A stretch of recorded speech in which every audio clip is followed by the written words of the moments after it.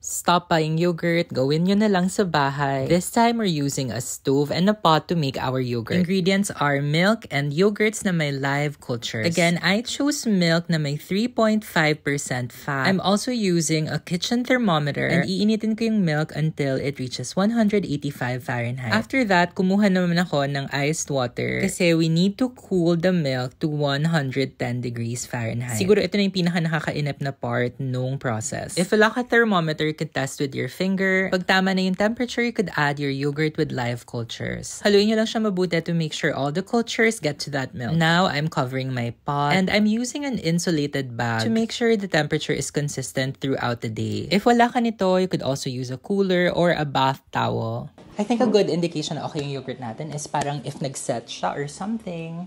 Ooh! Ayan, may thickness siya. We are still going to make this Greek yogurt.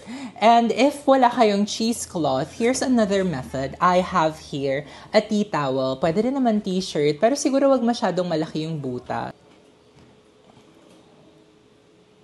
This is the yogurt out of the fridge after overnight. Let's check kung nag-separate ba yung whey.